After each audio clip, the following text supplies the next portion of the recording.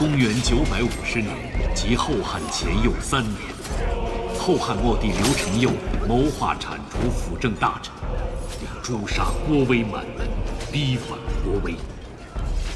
郭威率军逼宫，刘承佑仓皇逃亡，途中被部下所杀。新补齐的草料，接着撤。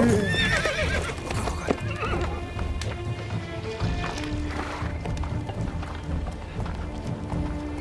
左天门卫办，和一城卢福见过上差，给我换匹马。快去！可有见过有中使从此处路过2个时辰前刚过去。上官，下官准备了酒食，可吃些再走啊！上谁了？上差。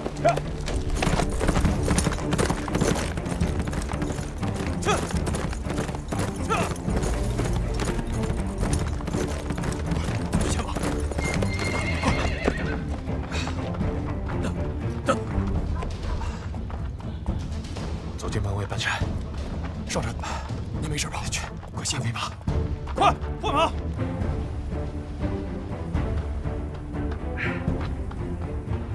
上差，中使2刻之前刚刚过去。你的腿。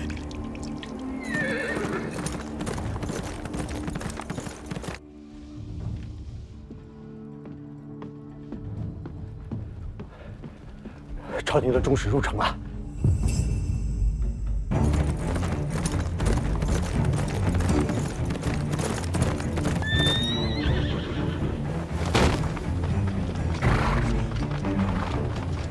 将军，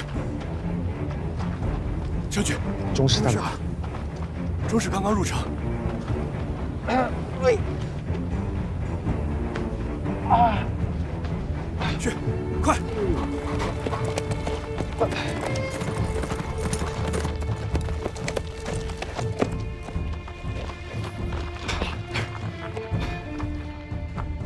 朝廷的中使正在宣旨。门下，国家登严必仪，内以启功于术士，分币藩汉，外以发政于四方。起义枢密使郭威据邺都而蒙悖逆，拥军众而显异志，致国本动摇，社稷临危，本应有司言议具行百弊，然念郭威往速亦有。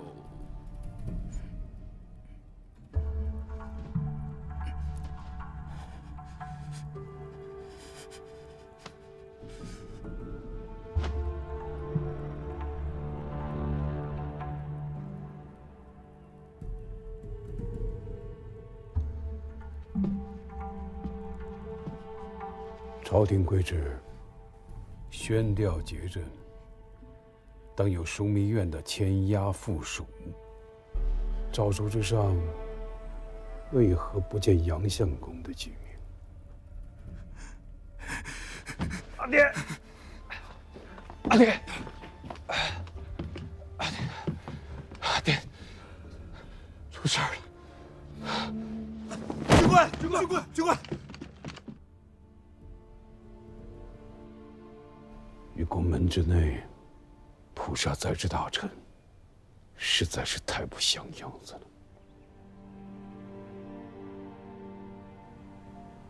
宣诏的中使交在秀峰的手上，应该是动了刑。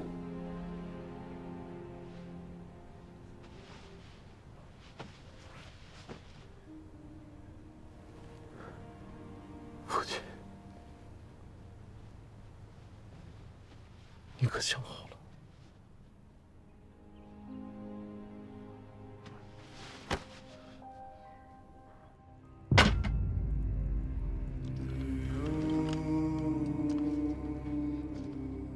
朝中出了奸人，挟持天子，戕害大臣。我等受先帝恩荫，断难做事。即日起兵回京，以清君侧。起兵回京，以清君侧。起兵回京，以清君侧。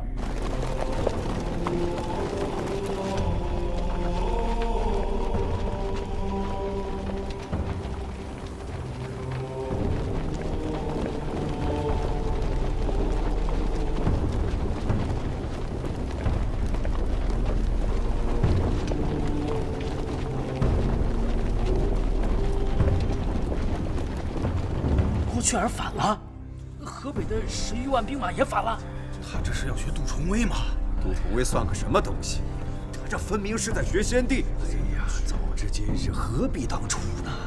郭令公不是杜令公，能议和便不要动刀子。能战方能言和，这如今军中谁是郭雀儿的对手？冯令公，苏相公，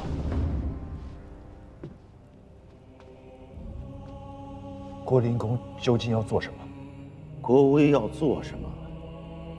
陛下当去问郭威，老臣不知。陛下，冯令公所言极是。文仲乃是先帝顾命托孤之臣，说起来算不得外人，自家人还是好说话的。陛下不妨派使节出城，去他军中问上一问。问什么？问问他的条件。什么条件？退兵的条件。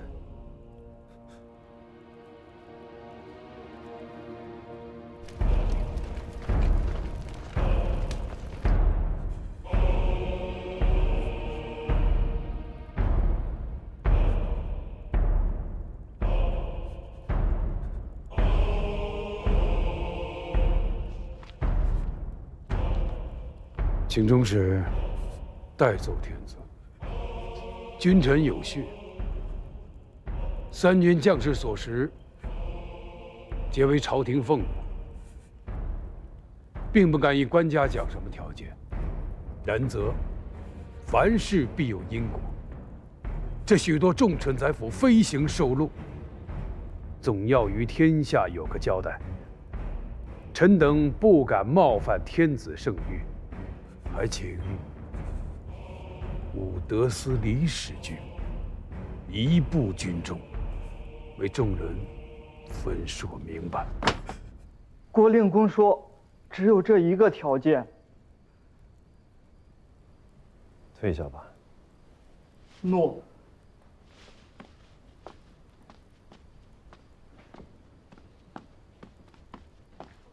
官家。这是郭威的缓兵之计。缓兵之计。京师守军皆是先帝从河东带来的旧部员从，心向刘氏，忠心不移，足可与郭威一战。郭威麾下皆是叛军，倒反京师，乃是为其蛊惑欺瞒，粮秣辎重，自然是不足的。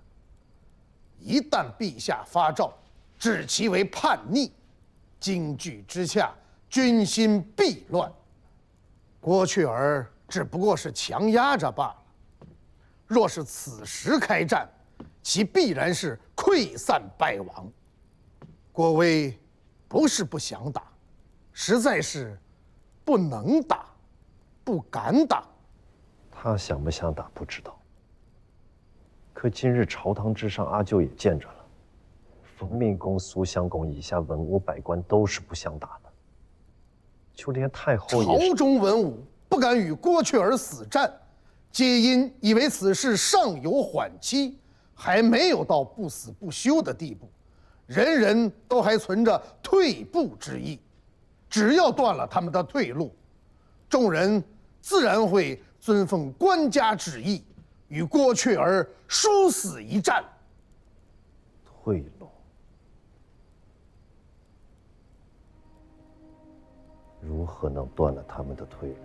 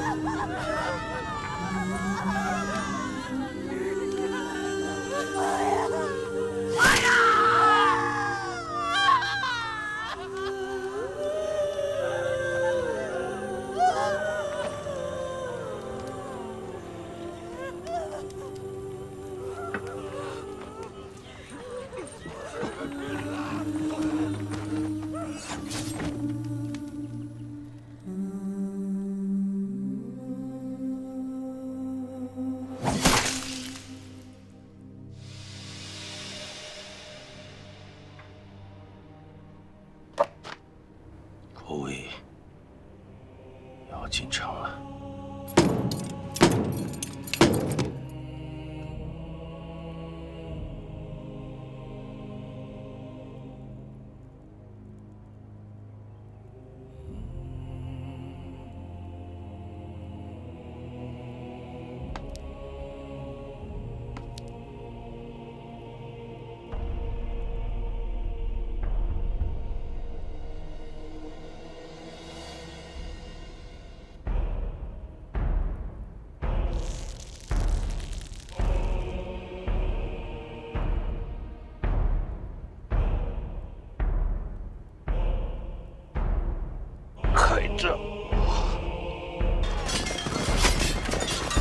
公元950年，即后汉前又3年，后汉末帝刘承佑谋划铲除辅政大臣，并诛杀郭威满门，逼反郭威。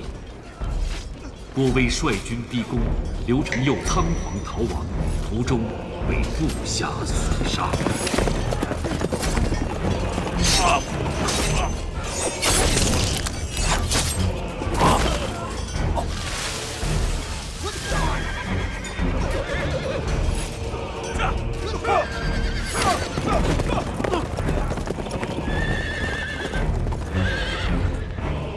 相公饶命！相公饶命！相公饶命！相公，相公饶命！饶命！相公，相公，相公饶命！饶命！相公，相公，相公饶命！相公，相公饶命！饶命！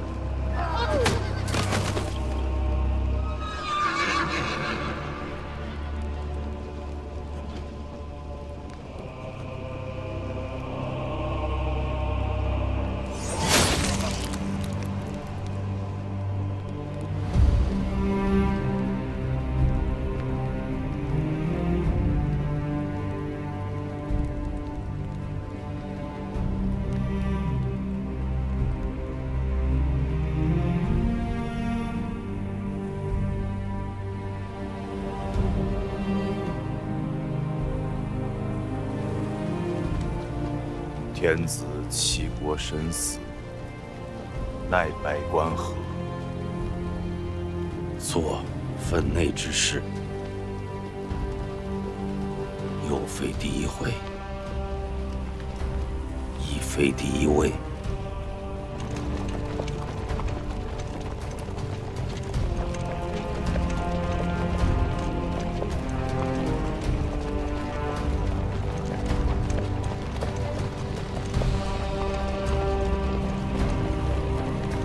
请令公入宫。请令公入宫。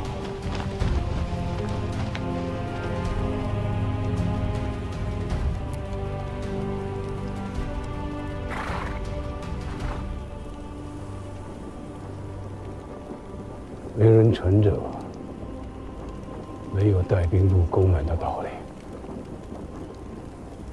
君贵和元朗随我进去。其余人等在此等候。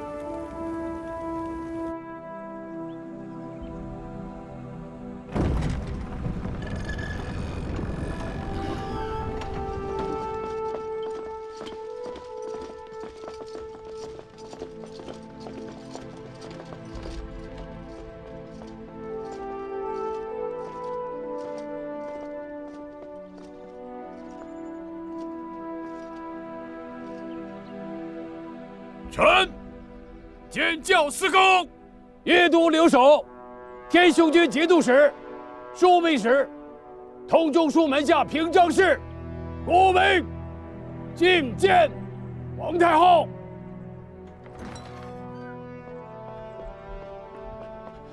太后有不，太后说，请雀儿兄弟进去。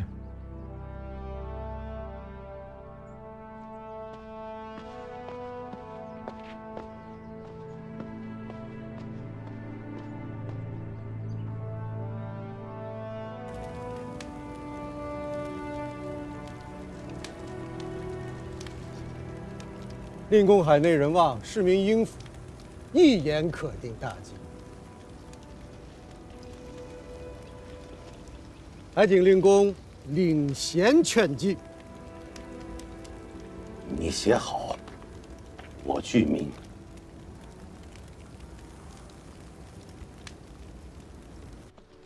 先前还笑话九郎也有今日，前后不过1年光景，性格市井，我令公居然也走到了这一步。二郎不成器，害了他自己，也害了你全家。我和你大哥对不住你，在这儿给你赔罪。国家叛党，社稷危殆，官家心丧。臣恳请太后下诏，以陈王入继大统，以安天下民心。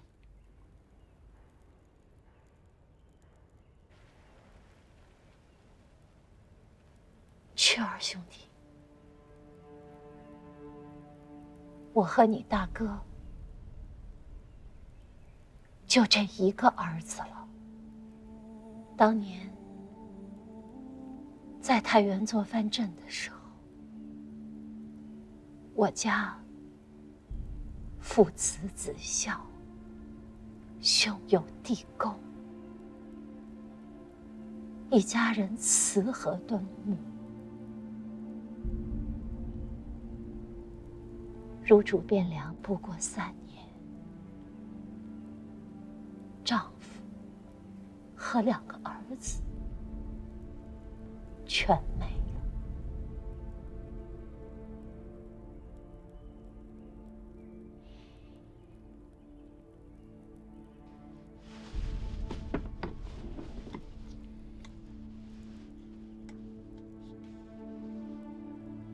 雀儿呀，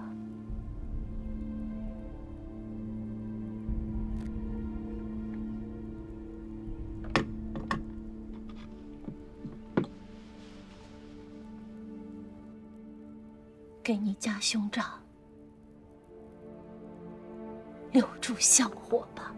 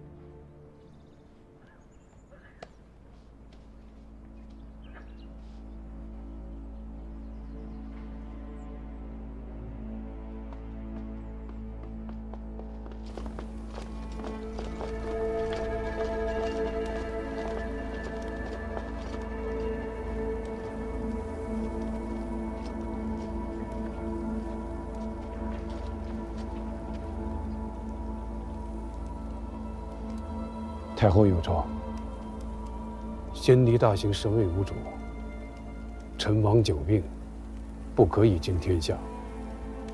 襄阴公刘赟久居外镇，素有贤名，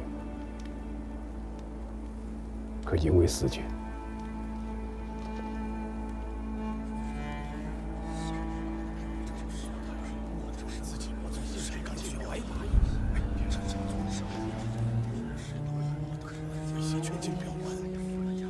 郭威遂宣刘承佑生母李太后诏书，立时任徐州节度使刘赟为4军。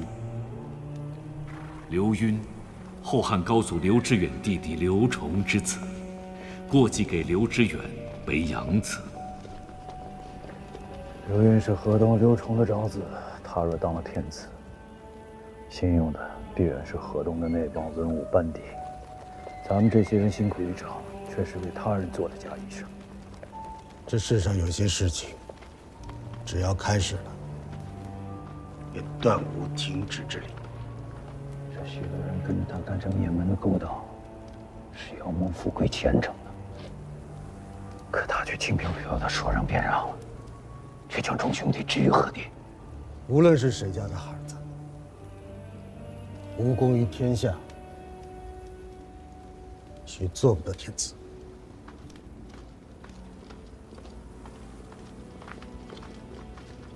真让襄阴公做了天子，咱们这些人有一个算一个，断然没有下场。主公已经见了血，仇已经结下了。咱们走到今天这一步，已经没有退路了。只有郭令公才能做天子。襄阴公那边如何料理？事到如今，怕是留不住了。诸位一番辛苦，既是为了国家大义，也是为了郭令公父子的家仇，总不能说为郭令公一番辛苦厮杀，反倒一个个的没了下场。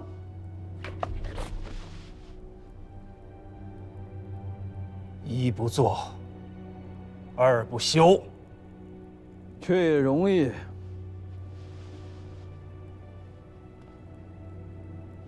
我自去徐州迎驾，路途之上，马儿惊了，摔死个把人，也是寻常事。此事托付三哥。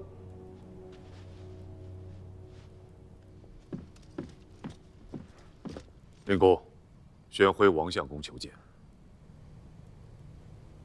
请他进来吧。哦。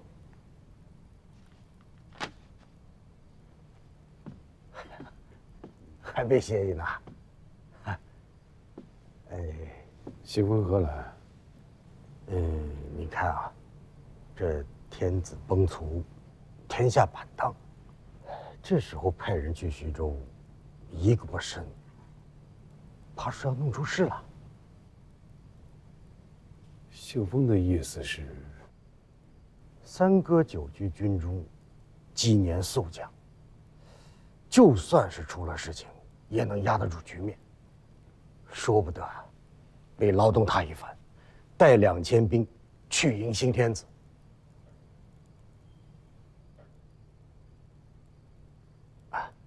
也让他在新君驾前得个拥立之功。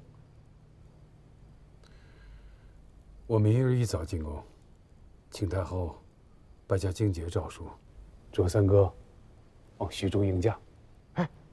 那有太后诏书，便更妥当了。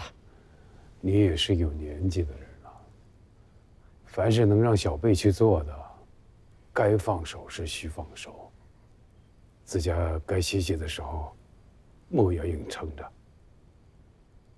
尤其是熬不得夜了。知道了，那你也早些歇歇。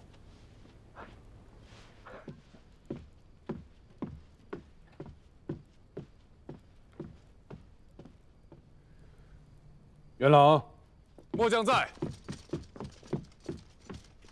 令公有何吩咐？备马，我要进城。诺。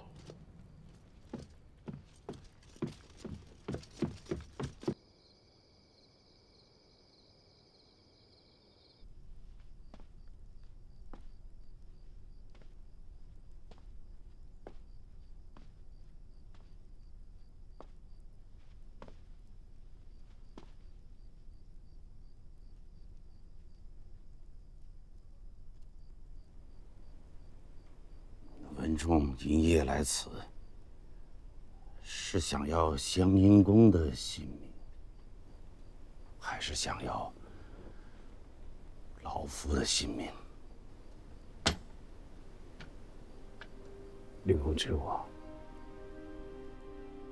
那个位子，郭威是真心不想做。由得你吗？我与先帝不同。先帝称帝时，身子康健，家世俱全，还能人望所归。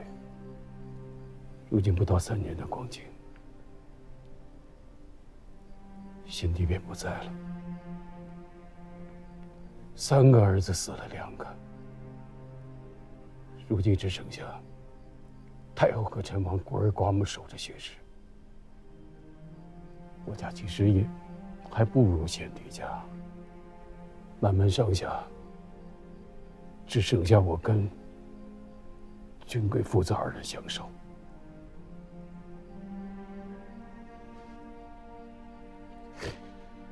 168口人，除了随子他们府的董事之外，就连女人和小厮都不曾剩下。刘大德，我家实在是折损不起了。一把老骨头了，走上一番徐州也没什么。多谢令公成全。文仲，世道如此。杨叔子有言：“人生不如意，时居其七八。”这样的事情，由不得我，却也未必能尽由得你。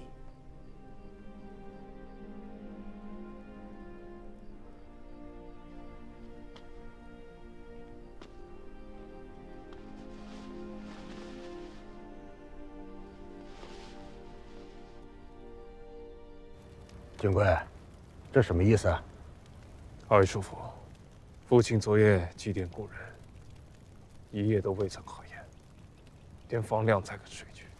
当年在太原，你父亲自家是如何说的？做天子的须不是我等，大事当前，谁不是一夜未眠？如今他在此处酣然高卧，做此等小儿女情态，却是将我等，将这些追随他的兄弟袍泽们当成什么了